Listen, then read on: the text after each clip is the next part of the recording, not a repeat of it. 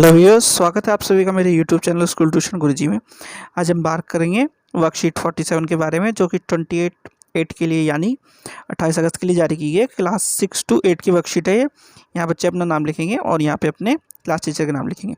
ये जब हम ध्यान से देखेंगे तो ये लिखा हुआ है हाउस ऑफ पार्लियामेंट और पार्लियामेंट के बारे में बताया गया है। तो ये SST सब्जेक्ट की हमारी वर्कशीट है। आइए देखते हैं इसमें क्या कहा गया। तो जब हम सबसे पहले इसको पढ़ेंगे, जो बॉक्स के अंदर लिखा हुआ है, तो देखेंगे parliament is the supreme of law making body in India. Parliament क्या है? सबसे बड़ी संस्था है या इंस्टीट्यूशन है जो कि हमारे यहाँ कानून को बनाती है। ठीक है बच्चों, आगे क्या कह रहा है ये? There are 3 organs of parliament: president, Lok Sabha house of representative and Rajya Sabha house of state. ठीक है, अब इसके 3 भाग हैं। कौन कौन से 3 भाग हैं? प्रेसिडेंट यानी राष्ट्रपति, लोकसभा और राज्यसभा। ठीक है, ये 3 भाग हैं जो कि हमारी किसको, पार्लियामेंट को कंप्लीट करते हैं। आगे देखते हैं आगे क्या कह रहा है ये। आगे कह रहा है ये, president is elected by the elected members of Lok Sabha, Rajya Sabha and members of state legislative assembly. अच्छा, लोकसभा, राज्यसभा और स्टेट लेजिस्लेटिव असेंबली, इसमें तीनों में कुछ चुने हुए सदस्य होते हैं। लोकसभा के में कैसे होते हैं? लोकसभा में हम प्रत्यक्ष रूप से इनको चुनते हैं और इन्हें कहाँ भेजते हैं? इन्हें भेज देते हैं हम लोकसभा। राज्यसभा में कैसे लोग होते हैं? राज्यसभा में हमारे जो विधानसभा है या स्टेट लेजिस्लेटिव असेंबली है, वह लोग जो चुने हुए हमारे होते हैं, जो कि राज्य के स्तर पर हम चुनते हैं लोकसभा के से अलग, वह व्यक्तियों को चुनते हैं और वह अपने वोट का प्रयोग करते हुए राज्यसभा भेज देते हैं। ठीक है, तब 3 चीज़ें क्या होगी? लोकसभा, राज्यसभा और राज्य की विधानसभा या लेजिस्लेटिव असेंबली।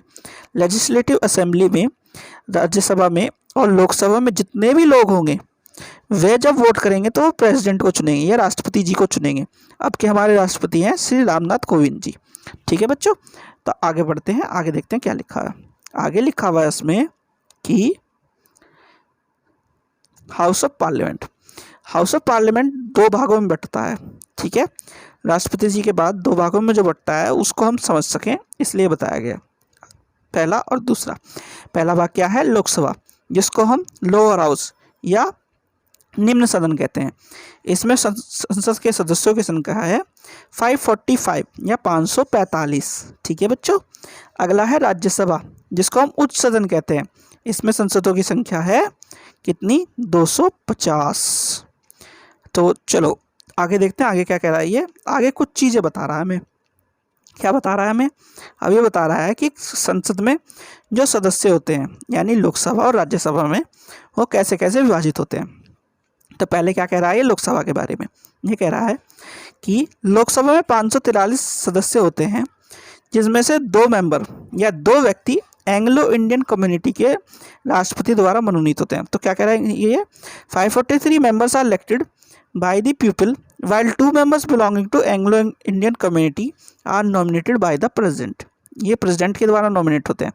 ये अलग अलग विषयों से या व्यवसाय से या फिर उनकी विशेषताओं के आधार पर उन्हें मनोनीत किया जाता है, जैसे अलग अलग देखने को हमें मिलते हैं। ठीक है, अब आते हैं राज्यसभा के बारे में। राज्यसभा में जब देखेंगे हम तो 238 या 238 मेंबर्स कैसे इलेक्ट होते हैं? जो स्टेट असेंबली, लेजिस्लेटिव असेंबली है, यानी राज्य की विधानसभाओं के द्वारा चुने जाते हैं। जैसे कि हम लोगों को ध्यान हो तो हमारे जो पूर्व के प्रधानमंत्री थे यानी मनमोहन सिंह जी, उन्हें इसी तरीके से चुन करके राज्यसभा में भेजा गया था। ठीक है, और वो हमारे पूर्व प्रधानमंत्री थे। ठीक है, अगला है while the 12 members are nominated by the president। 12 members को प्रेसिडेंट नॉमिनेट करते हैं या हमारे राष्ट्रपति नॉमिनेट करते हैं। अब वह अलग अलग विशेषताओं वाले होते हैं, जैसे कि खेल वर्ग से सचिन तेंदुलकर जी को जो है मनोनीत किया गया है। हमारी एक अभिनेत्री हैं, हीरोइन जिन्हें जो है रेखा जी, उनको मनोनीत किया गया है। इसी तरीके से इनको अलग अलग विषयों से या अलग अलग विशेषताओं के आधार पर मनोनीत किया जाता है। ठीक है बच्चों, तो ये देखते हैं आगे क्या कह रहा है। आगे कुछ क्वेश्चंस दिए गए हैं आप लोगों के। क्वेश्चन क्या है देख लेते हैं। सबसे पहला question, write down the name of your parliamentary seat and name of member of parliament या एमपी एज वेल। एमपी की क्या है full form? Member of parliament, जो कि आपका क्या है? पार्लियामेंट का मेंबर है। अच्छा, एक चीज़ ध्यान में रखिएगा, दिल्ली में पार्लियामेंट की 7 सीट हैं। ठीक है बच्चों, 7 सीट किस हिसाब से डिवाइड की गई हैं? आपके जितने भी डिस्ट्रिक्ट्स हैं उसके हिसाब से डिवाइड की गई हैं, जैसे कि central, north east, east, south, इस तरीके से। तो आपकी डिस्ट्रिक्ट की सीट जौन सी हो, यानी कि आपका डिस्ट्रिक्ट जहाँ पे हो वही आपकी पार्लियामेंट्री सीट होगी, और जो उसका मेंबर हो आप उसका नाम लिखिएगा, ध्यान से लिखिएगा, और उसका एड्रेस लिखिएगा। ठीक है बच्चों, तो इसे ध्यान से कीजिएगा, ये आपको खुद करना है। अब अगला क्वेश्चन क्या है? अगला क्वेश्चन है how many Lok Sabha seats and Rajya Sabha seats are there in the national capital territory of Delhi, name each of member of parliament as well. तो पहली चीज़ मैंने आप लोगों को अभी बताई थी थोड़ी देर पहले, लोकसभा में कितनी सीट है हमारी? 7, बेस्ड ऑन किसके? जितने हमारे ज़िले हैं। ठीक है, तो क्या करेंगे आप इसमें सातों के नाम लिखेंगे। पहले वाले क्वेश्चन में से और दूसरे वाले क्वेश्चन में कंफ्यूज मत होइएगा बच्चों। पहले वाले क्वेश्चन में क्या था कि आपको अपने जहाँ पे आप रह रहे हैं उस पार्लियामेंट्री सीट के मेंबर का नाम लिखना था और उसका एड्रेस लिखना था। ठीक है, और सीट का नाम लिखना था। अब यहाँ पे क्या करना है, दूसरे क्वेश्चन में आपको सभी का लिखना है, सातों के सातों, यानी पूरी दिल्ली का लिखना है। ये तो होगी लोकसभा की बात। अब राज्यसभा की जब बात करेंगे हम, राज्यसभा में हमारे 3 मेंबर्स हैं, 3 सीट हैं और 3 मेंबर्स हैं, तो इनका नाम भी आप ऐसे ही देख करके लिखिएगा। एक खासियत है राज्यसभा की कि इसके कुछ पोजिशन मेंबर्स हर वक्त रिटायर हो जाते हैं या चाहे वापस चुन करके आते हैं, ये कह सकते हैं हम। तो इसलिए ध्यान से लिखिएगा, जिसका टर्म पूरा हो गया है उस मेंबर को आप नहीं लिखिएगा। ठीक है बच्चों, चलो तो अगला क्वेश्चन देखते हैं। अगला क्वेश्चन है how many members of Lok Sabha and Rajya Sabha are nominated by the president. कितने मेंबर लोकसभा और राज्यसभा में प्रेसिडेंट के द्वारा नॉमिनेट या नामांकित किए जाते हैं?